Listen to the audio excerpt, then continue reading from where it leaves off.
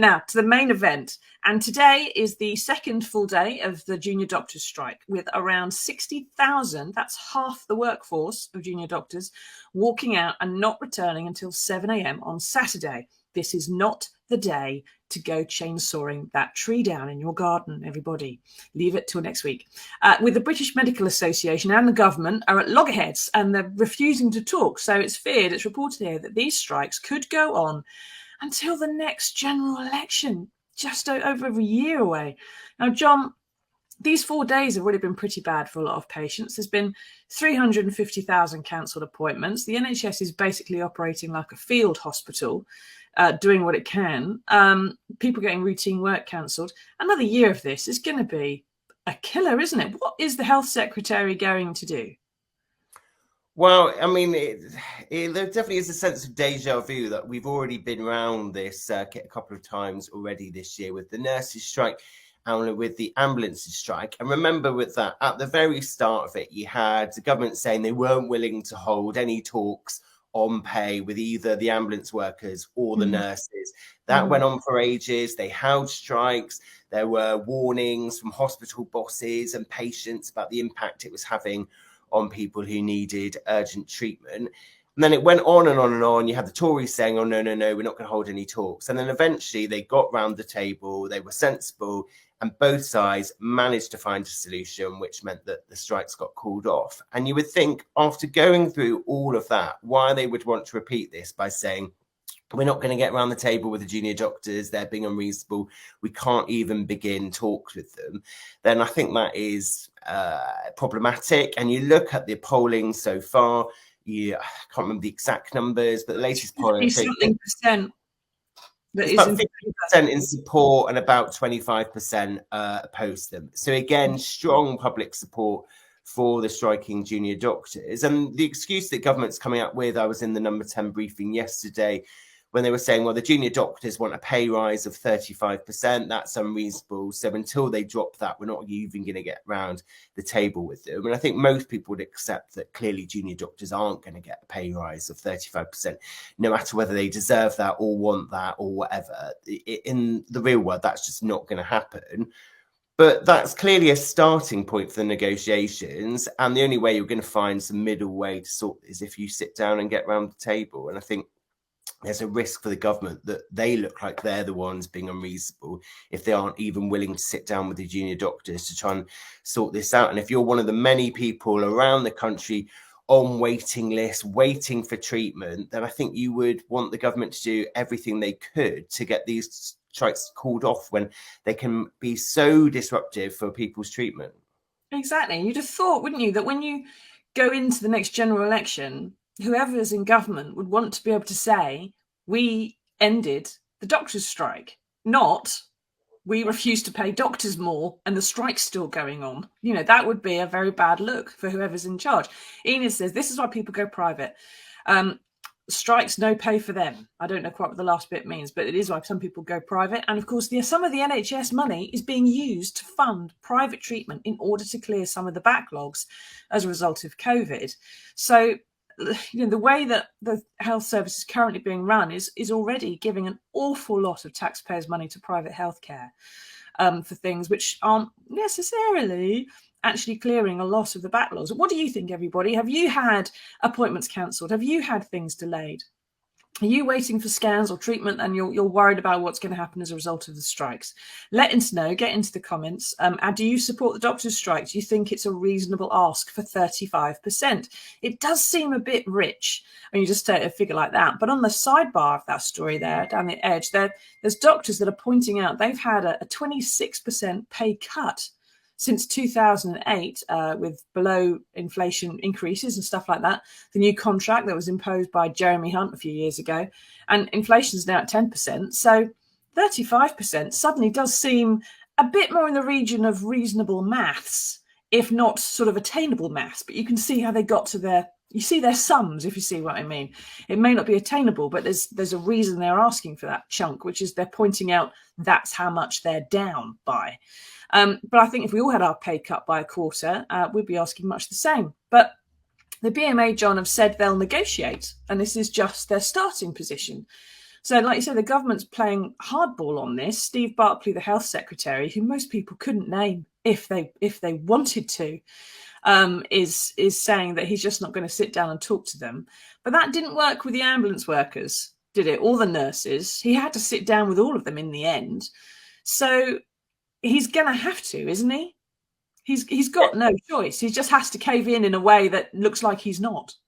Yeah, at some point, these two sides are going to have to find some way of finding a deal. I mean, Number 10 yesterday was saying that they had two preconditions for holding talks.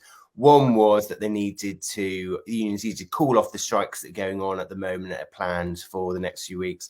And the second one was that they did need to ditch this 35% starting point.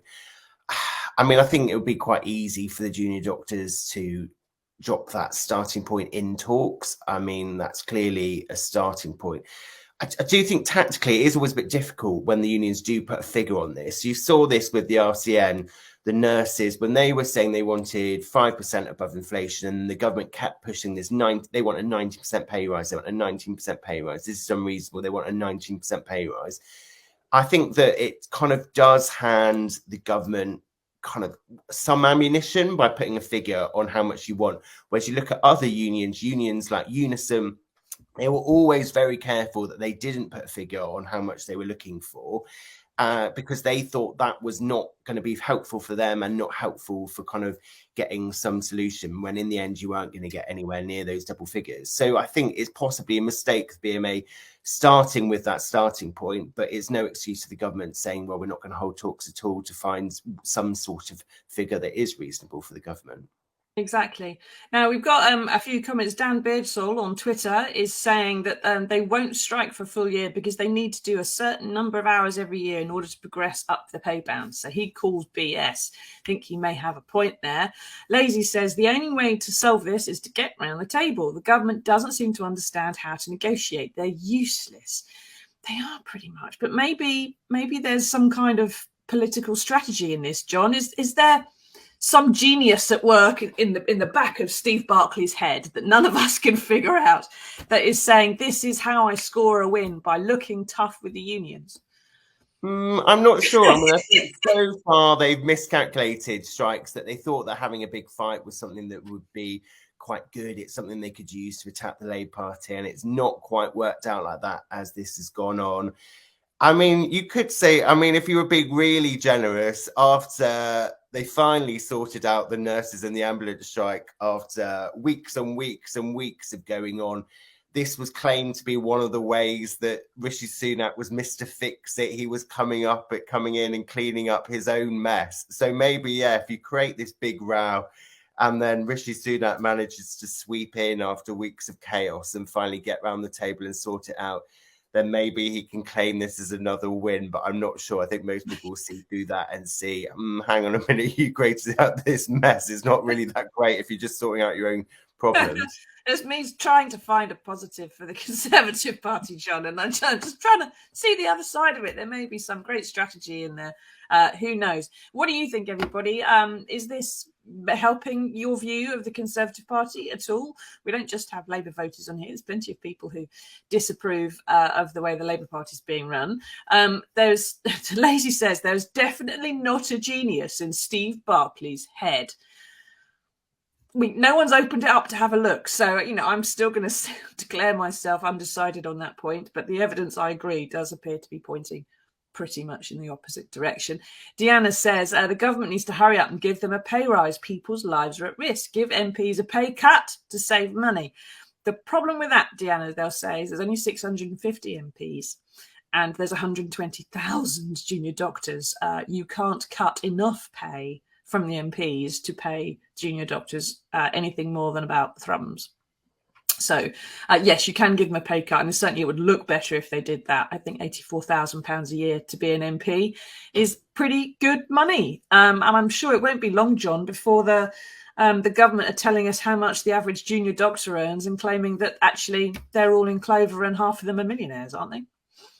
Yeah, and you've seen some of the kind of attacks started already. You've looked, a couple of the papers today have got stories about how one of the leaders of the BMA is on holiday this week, which is obviously the biggest scandal of them all, that he's dared to go on holiday. So yeah, I think you are going to see the government fighting back, at least for the time being, throwing some mud back in the other direction. Yeah, well, we'll have to see how long it takes. Maybe we should. Deanna says every penny helps. It does, Deanna. Yes, and anyone who's not on £84,000 a year, perhaps a junior doctor, for example, knows exactly, like you do, Deanna, that every penny does make a difference. But if you're on 84 grand a year, you do tend to think that, only in massive chunks of cash, perhaps it would seem. Who knows? But we'll have to wait and see. Perhaps how long it actually takes for the government to get around the table. Perhaps we should have some kind of a sweepstake or bingo on when exactly Steve Barclay's going to crumble on this one. What would your guesstimate be, John? Oh, now are we talking what? Whitsun's in May, June, summer recess?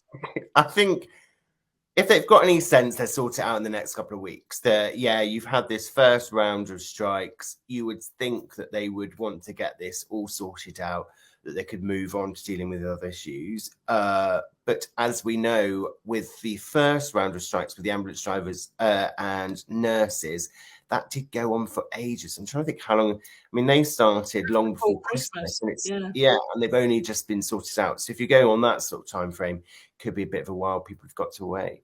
Yeah, it might be over the summer, perhaps, when the NHS, hopefully it doesn't have so much work as it normally does over the winter.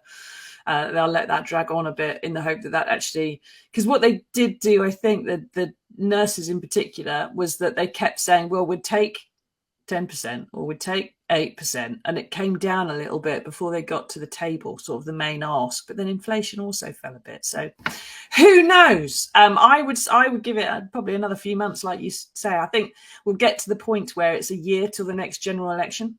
All right, because they're talking about autumn next year, aren't they? So I think we'll get to the autumn and they'll go, we've got to settle it, and maybe they'll hold out something, but sometime between now and autumn anyway. Hopefully, fingers crossed.